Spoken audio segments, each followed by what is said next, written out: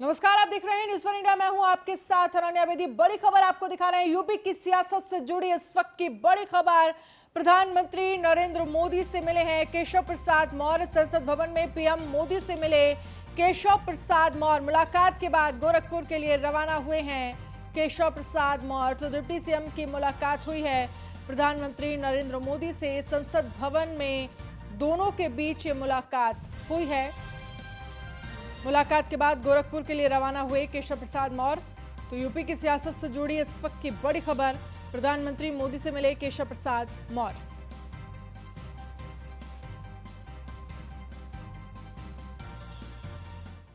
और बात करेंगे कुछ और खबरों की। सीएम योगी आदित्यनाथ का आजमगढ़ दौरा। थोड़ी ही देर में आजमगढ़ पहुंचेंगे सीएम योगी। 69 योजनाओं का लोकार्पण और शिलान्यास करेंगे सीएम। योजनाओं के लाभार्थियों का प्रमाण पत्र भी वितरित करेंगे सीएम। आजमगढ़ के सगड़ी में सीएम योगी का यह कार्यक्रम है। आजमगढ़ के लालगंज में भी सीएम योगी का कार्यक्रम है। 69 योजनाओं का लोकार्पण और शिलान्यास करेंगे सीएम योगी आदित्यनाथ। योजनाओं के लाभार्थियों को प्रमाण पत्र भी वितरित करेंगे। संदीप श्रीवास्तव हमारे साथ ज्यादा जानकारी के लिए जुड़ गए हैं। संदीप, कितनी देर में आजमगढ़ पहुंचेंगे सीएम योगी आदित्यनाथ? कार्यक्रम की लगभग सभी तैयारियां पूरी कर ली गई हैं। अपडेट क्या है आपके पास? हाँ, मैं आपको बता दूं कि यहाँ पे पूरी तैयारियां पूरी कर ली गई हैं। अब बस कुछ ही देर में यहाँ पे मुख्यमंत्री जी का आगमन होने वाला है और मंच पे बैठे जो भी नेतागण हैं उनका उद्बोधन चल रहा है। और ये सूचना अभी प्राप्त हुई है कि बस कुछ ही देर में यहाँ मंच पे आके और यहाँ पे शिलान्यास करके और जो यहाँ पे जितनी योजना है उसका शिलान्यास करके और जो लाभार्थी है उनको वितरण करेंगे उनका। संदीप, अपने आप में देखा जाए एक बड़ी सौगात आजमगढ़ वासियों को अखिलेश के गढ़ में ये बड़ी सौगात दे रहे हैं। चुनाव से ठीक पहले कितना फायदा देखा जा सकता है बीजेपी को इन सौगातों के जरिए? मैं आपको बता दूं कि ये अब आगामी चुनाव का माहौल शुरू हो गया है और ये योजनाएं कहीं न कहीं भारतीय जनता पार्टी को कहीं न कहीं जीत की तरफ अग्रसर करेगी। जो जनता अपनी ये योजनाएं जितनी भी है जनता के हित के लिए ही और इस योजनाओं को देखते हुए जनता अपना मन बदल सकती है। जो यहाँ पे लोगों को पिछली जो योजना का जिसको लाभार्थी थे उनको लाभ मिलेगा, यहाँ पे लाभार्थियों को मिलेगा भी, तो जिससे कहीं ना कहीं ये भाजपा का ही फायदा ही होगा और ये अखिलेश के गढ़ में अखिलेश के लिए ये दिक्कत हो सकती है। चलिए संदीप, बहुत बहुत शुक्रिया। आपकी आवाज ठीक से हम तक नहीं पहुंच पा रही है। तमाम जानकारी के लिए।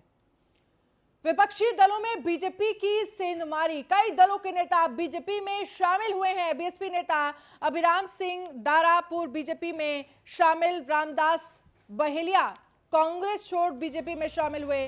पूर्व मंत्री किरण जाटव बीजेपी में शामिल। राष्ट्रीय कवि सौरभ जैन सुमन बीजेपी में शामिल। पूर्व आईपीएस मनोज झा बीजेपी में शामिल हुए हैं। तो चुनाव से ठीक पहले लगातार विपक्षी दलों को झटका दे रही है बीजेपी। तमाम बड़े नेता विपक्ष के बीजेपी में शामिल हुए हैं।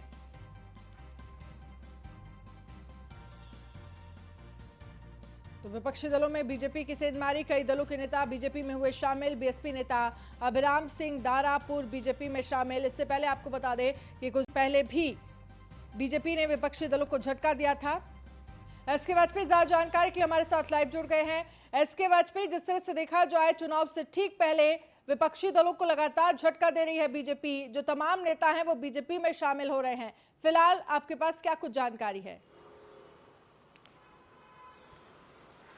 बिल्कुल, अगर हम देखें तो बीजेपी लगातार जो ज्वाइनिंग है वो अभियान चला रही है और यही बड़ी वजह है कि बीजेपी की कोशिश है कि जो दूसरे दलों के नेता हैं जो कहीं ना कहीं वहां से नाराज चल रहे हैं उनको पार्टी के साथ जोड़ा जाए। खास तौर पर पश्चिमी उत्तर प्रदेश पर बीजेपी का ज्यादा ध्यान है। अगर हम आज भी देखें तो बीजेपी ने कांग्रेस, बीएसपी, समाजवादी पार्टी के जो प्रत्याशी रहे हैं, साथ ही साथ पूर्व दर्जा प्राप्त राज्य रहे हैं, राष्ट्रीय कवि सौरभ जैन रहे हैं, अभिराम राणा जैसे कई ऐसे नाम हैं जिनको आज भारतीय जनता पार्टी ने बीजेपी की सदस्यता दिलाई। तो निश्चित है कि बीजेपी कोशिश कर रही है कि लगातार ऐसे नेताओं को पार्टी से जोड़ा जाए जो कहीं ना कहीं स्थानीय स्तर पर अपनी पकड़ रखते हैं और बीजेपी जो संदेश लोगों तक पहुंचाना चाहती है कहीं ना कहीं उसमें मदद कर सकते हैं। जो लंबे वक्त तक कांग्रेस या बीएसपी या समाजवादी पार्टी के लिए काम करते रहे लेकिन वो भारतीय जनता पार्टी के साथ जुड़कर कहीं ना कहीं बीजेपी को स्थानीय स्तर पर मजबूत करे, खासतौर पर उन क्षेत्रों में जहां बीजेपी कमजोर स्थिति में है या विपक्षी जहां पर मजबूत स्थिति में है। तो लगातार भारतीय जनता पार्टी ऐसे नेताओं की ज्वाइनिंग करा रही है। आज भी बीजेपी में ज्वाइनिंग थी करीब दर्जन भर विभिन्न दलों से आए नेताओं ने भारतीय जनता पार्टी की सदस्यता ली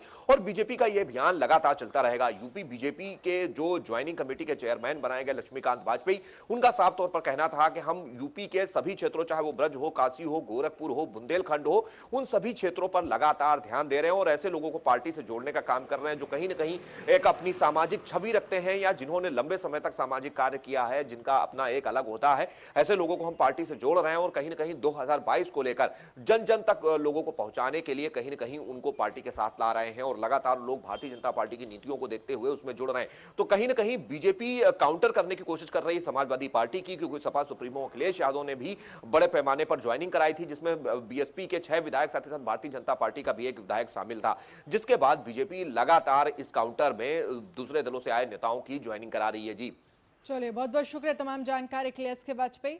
और वहीं एशिया सेंट्रल वक्फ बोर्ड के पूर्व चेयरमैन वसीम रिजवी ने सनातन धर्म अपना लिया है। इसके साथ ही उनका नाम भी बदल गया है। वसीम रिजवी का नया नाम जितेंद्र नारायण सिंह त्यागी हो गया है। इस्लाम छोड़कर हिंदू बनने के बाद जितेंद्र नारायण सिंह त्यागी ने कहा कि धर्म परिवर्तन की यहाँ कोई बात नहीं है। जब मुझे इस्लाम से निकाल दिया गया तो फिर मेरी मर्जी है कि मैं कौन सा धर्म स्वीकार करूं। सनातन धर्म दुनिया का सबसे पहला धर्म है, जितनी उसमें अच्छाइयां पाई जाती हैं और किसी धर्म में नहीं है।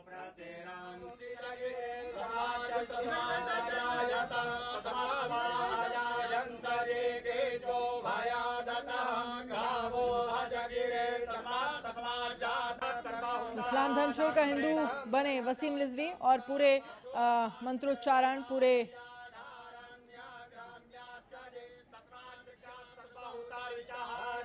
पूजा और तमाम वैदिक उच्चारणों के बाद उनको हिंदू बने वसीम रिजवी। आगरा से विधानसभा चुनाव में महिलाएं भी अपनी ताकत दिखाने को तैयार हैं। विधानसभा चुनाव 2022 के लिए, माफ कीजिएगा, विधानसभा 2022 के लिए महिलाओं ने कमर कसना शुरू कर दिया है। कई दावेदारों ने तो पूरे क्षेत्र में स्लोगन के जरिए अपनी दावेदारी मजबूत करने में जुटे हैं। बीजेपी से ताल्लुक रखने वाली नीलम शुक्ला ने विधानसभा फतेहाबाद से दावेदारी पेश की है। इस बार सभी दलों की ब्राह्मण जाति के मतदाताओं पर नजर है।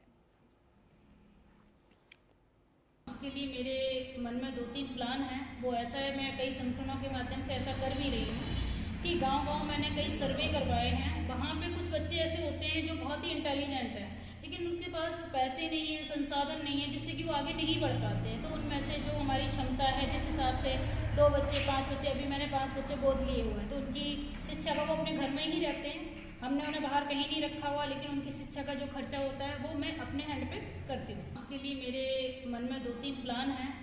और वहीं रायबरेली में शिक्षा की अलग जलाने वाले और बच्चों के उज्जवल भविष्य की नींव रखने वाले शिक्षक ने अब आम लोगों की समस्याओं को दूर करने के लिए राजनीति को चुना और आगामी विधानसभा चुनावों में सपा के झंडे तले मैदान में उतरकर जीत का दावा कर रहे हैं। इस दौरान उन्होंने क्षेत्र की जनता की समस्याओं को जानने के लिए उनके बीच पहुंचना शुरू कर दिया है। शशिकांत शर्मा शिक्षा के क्षेत्र में कीर्तिमान स्थापित किया है। कभी ट्यूशन पढ़ाकर अपना गुजारा करने वाले शशिकांत ने जिले में कई ग्रामीण इलाकों में विद्यालयों का संचालन किया। अब उन्होंने राजनीति में उतरने का मन बना लिया है और समाजवादी पार्टी के बैनर तले आगामी विधानसभा चुनाव में सदर विधानसभा से अपनी दावेदारी पेश कर दी है और इसके लिए दिन रात लोगों से जनसंपर्क भी शुरू कर दिया है। आज हम लोग जो है विभिन्न गांवों जैसे गरीबा, सरवा, लोहरा मोड़, सलवापुर, चंदौली, रेती का भ्रमण किया और समाजवादी सरकार ने अखिलेश यादव जी द्वारा किए गए कार्यों को जन जन तक पहुँचाया एवं जो वर्तमान सरकार की परेशानियां हैं, चाहे वो किसान भाइयों को हों, बच्चों को हों, किसानों को हों, इन समस्याओं को सुना और जो अखिलेश यादव जी द्वारा घोषणाएं की गई हैं, जैसे 300 यूनिट की बिजली माफ़ की जाएगी, जानवरों से किसानों को मुक्त किया जाएगा। उत्तर प्रदेश के मुख्यमंत्री योगी आदित्यनाथ ने गौ संरक्षण केंद्रों की व्यवस्था को चुस्त दुरुस्त बनाए रखने के निर्देश दिए हैं। उन्होंने कहा है कि निराश्रित गौवंश के संरक्षण के लिए राज्य सरकार ने सभी जिलों में पर्याप्त संख्या में गौ आश्रय स्थलों की व्यवस्था की है। सभी जिलाधिकारी देखें कि कहीं भी गौवंश सड़कों पर ना घूमे। सीएम के इन आदेशों को चेक करने जब हमारी टीम मेरठ के सड़कों पर निकली तो हकीकत सामने आई। सड़कों पर खुला गौवंश घूम रहे हैं, टैग लगे गौवंश घूमते हुए दिखाई दिए। सरकार के साफ निर्देश के बाद भी जिला अधिकारी सरकार के आदेश को पलीता लगाते हुए नजर आ रहे हैं। साफ तौर पर कूड़े के खत्ते पर घूमता गौवंश साफ तौर पर जाहिर हो रहा है कि यहाँ पर इनके लिए कोई व्यवस्था नहीं है। पिन्नियों में से किस तरह से यहाँ से अपना पेट भरने के लिए गौवंश प्रयास कर रहा है। वहीं सरकार का साफ कहना है कि सड़कों पर घूमते हुए गौवंश की व्यवस्था की जाए और साफ तौर पर सरकार उनका भार उठाएगी। 900 रुपये प्रति माह देकर प्रत्येक गौवंश की व्यवस्था की जा रही है। उसके बावजूद भी मेरठ के प्रशासनिक अधिकारी अभी कुंभकर्ण की नींद से जगे नहीं है। साफ तौर पर यहाँ पर घूमता हुआ गौवंश साफ तौर पर जाहिर कर रहा है कि जो कानून व्यवस्था है जिस पर लगातार मुख्यमंत्री प्रयास कर रहे हैं गौवंश को जिस तरह से परेशानी ना हो, उसके बावजूद भी यहाँ पर पिन्नी खाते हुए गौवंश नजर आ रहे हैं और उसके बाद भी यहाँ पर अधिकारियों की आंखें नहीं खुल रही हैं। हर एक खत्ते की बात की जाए, कूड़े के खत्ते की बात की जाए तो लगातार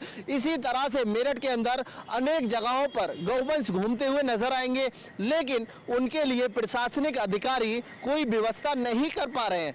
लगातार मुख्यमंत्री का कहना है कि हर जिले के लिए निर्देशित किया गया है कि गौवंश रोड पर घूमता हुआ नजर नहीं आए, लेकिन मेरठ की बात की जाए तो मेरठ की हकीकत इस खत्ते पर जाहिर हो रही है कि कहीं ना कहीं जिला अधिकारी की बात की जाए या फिर अन्य अधिकारियों की बात की जाए तो सभी सोए पड़े हैं, कोई भी जागने को तैयार नहीं है। गौवंश लगातार रोडों पर पिन्नी खाकर, कचरा खाकर अपना पेट भर रहा है। सरकार के साफ और बिजनौर से बड़ी खबर जहां पर न्यूज़ वन इंडिया की खबर का बड़ा असर हुआ है। नारियल से सड़क टूटने पर की गई कार्रवाई। सहायक इंजीनियर, जूनियर इंजीनियर निलंबित किए गए। सिंचाई विभाग के अभियंता को नोटिस जारी किया गया। जल शक्ति मंत्री डॉक्टर महेंद्र सिंह के आदेश पर यह कार्रवाई हुई है। हल्दौर थाना क्षेत्र के नहर पटरी इलाके में सड़क टूटी थी, जिसके बाद न्यूज़ वन इंडिया ने इस खबर को प्रमुखता से दिखाया था, जिसके बाद इस खबर का असर हुआ। सिंचाई विभाग के अभियंता को नोटिस जारी किया गया है। जल शक्ति मंत्री डॉक्टर महेंद्र सिंह के आदेश पर यह कार्रवाई हुई है। नारियल से सड़क टूटने पर यह कार्रवाई की गई। सहायक इंजीनियर, जूनियर इंजीनियर निलंबित किए गए। सिंचाई विभाग के अभियंता को नोटिस जारी किया गया। जल शक्ति मंत्री डॉक्टर महेंद्र सिंह के आदेश पर यह कार्रवाई हुई है। हल्दौर थाना क्षेत्र के नहर पटरी इलाके में सड़क टूटी थी।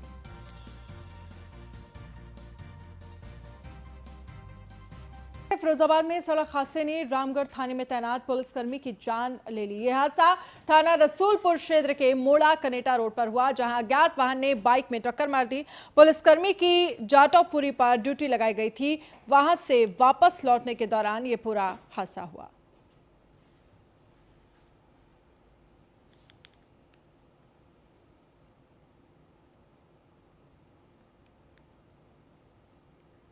झांसी में मौरानीपुर की पवित्र पावनी सुखनई नदी का करोड़ों रुपए खर्च होने के बाद भी स्वरूप नहीं बदला है। नगर के बीचों बीच गुजरने वाले सुखनई नदी नाले में तब्दील होती जा रही है। पिछले 20 सालों से सुखनई नदी की साफ सफाई सिर्फ सरकारी कागजों में ही हो रही है और अब हालात ऐसे आन पड़े हैं कि नदी अपना स्वरूप खोती जा रही है।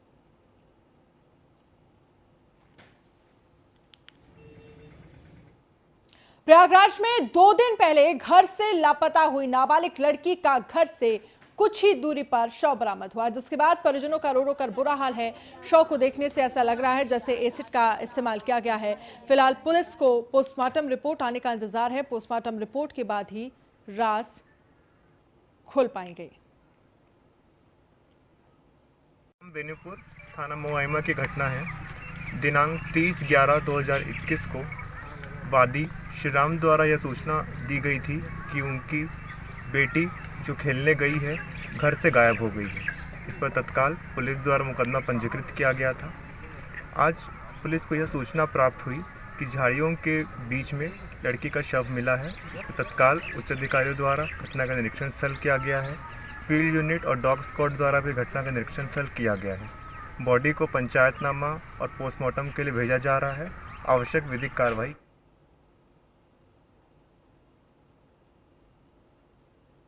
वही खबर रायबरेली से है, जहां 25,000 के इनामी से पुलिस की मुठभेड़ के दौरान बदमाश शकील के पैर में लगी गोली। कुख्यात बदमाश का एक साथी फरार होने में कामयाब। सलोन कोतवाली पुलिस और एसओजी ने की संयुक्त कार्रवाई। तो मुठभेड़ के दौरान बदमाश शकील के पैर में गोली लगी। कुख्यात बदमाश का एक साथी फरार होने में कामयाब रहा। तो सलोन कोतवाली पुलिस और एसओजी ने की संयुक्त कार्रवाई। बड़ी खबर आपको दिखा रहे हैं।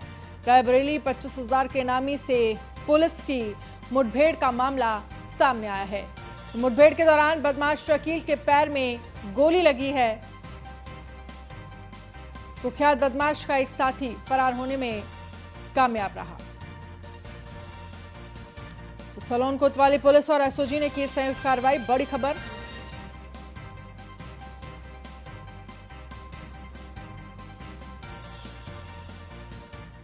बुलंदशहर में गोलीकांड मामले में पूर्व ब्लॉक प्रमुख हाजी यूनिस ने 16 लोगों पर एफआईआर दर्ज करवाई है। हाजी यूनिस ने आरोप लगाया है कि उनके भतीजों ने उनकी भाभी और भाई की भी हत्या की थी। आपको बता दें कि कल भाई पूरा मुंबई के पास रालोद नेता हाजी यूनिस के काफिले पर जानलेवा हमला हुआ था। हमले में हाजी यूनिस के एक समर्थक की मौत हो गई थी। वहीं 4 लोगों का अभी भी इलाज चल रहा है। तो भतीजों पर लगाया हमला करने का आरोप। गोलीकांड मामले में 16 लोगों पर एफआईआर दर्ज। खबर उन्नाव से। सिटी मजिस्ट्रेट और एसडीएम हसनगंज को डीएम ने किया तलब। 2 दिन में जवाब न देने पर होगी दोनों पर कार्रवाई। कैबिनेट मंत्री मोती सिंह के प्रोटोकॉल में लापरवाही पर डीएम ने लिया एक्शन। 2 तारीख को नवाबगंज में कैबिनेट मंत्री के कार्यक्रम में नहीं पहुंचे थे दोनों लोग। सीडीओ दीपांशु पटेल की शिकायत पर डीएम ने लिया एक्शन। तो 2 तारीख को नवाबगंज में कैबिनेट मंत्री के कार्यक्रम में नहीं पहुंचे थे दोनों लोग। और वहीं संभल में रास्ते में रखा बिल्डिंग मटेरियल हटाने को लेकर विवाद खड़ा हो गया। 2 पक्षों के बीच जमकर पथराव और फायरिंग हुई। पथराव और फायरिंग की यह घटना सीसीटीवी कैमरे में कैद हो गई। पुलिस ने एक पक्ष की तहरीर के आधार पर 4 लोगों के खिलाफ केस दर्ज कर लिया और आरोपियों की गिरफ्तारी की कोशिश में जुट गई है। ये पूरा मामला चंदौसी कोतवाली क्षेत्र के मोहल्ला कुरेशियान का है। झगड़ा हुआ, हमने रेता हटाने के लिए, कहीं हमारे यहाँ शादी है तो इन्होंने रेता न हटाया, कहीं तुम्हारे बाप की सड़क ना हो, तो झगड़ा कर लिया इन्होंने। अच्छा, फिर क्या करा उन लोगों ने? उन लोगों ने पहले तो बदमाशी दिखाई, गाली गुप्तारी बकी, बाप ने करवाई, लोगों ने गालियाँ बकी, माँ ने बाप ने। ये कौन लोग हैं? ये निषाद के लड़के, क्या क्या नाम है, उवैस, सद्दाम, सादाब। अच्छा, फिर गाड़ियाँ तोड़ी हमारी, फिर कैमरा तोड़ा, फिर जाके इसने बाजू वाले उस पे छत पे फायरिंग करी, ईटियाई करी, हमारी नीचे मशीन तक तोड़ दी। और उन्नाव में ट्रक की टक्कर से 2 युवकों की मौके पर ही मौत हो गई। हादसे के वक्त दोनों युवक अपनी बाइक से घर जा रहे थे। हादसा हसनगंज थाने के लखपेड़ा चौराहे के पास हुआ है। तो ट्रक के हादसे में 2 युवकों की ट्रक के टक्कर से 2 युवकों की मौत हो गई। हादसे के वक्त बाइक से घर जा रहे थे दोनों युवक।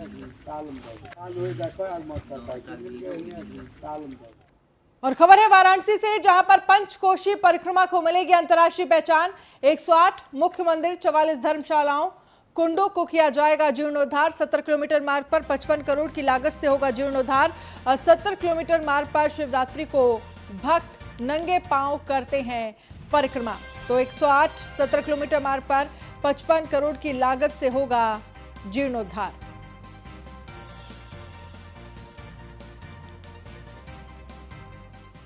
और बुलेटिन में फिलहाल इतना ही। आप बने रहिए न्यूज़ वन इंडिया के साथ। नमस्कार।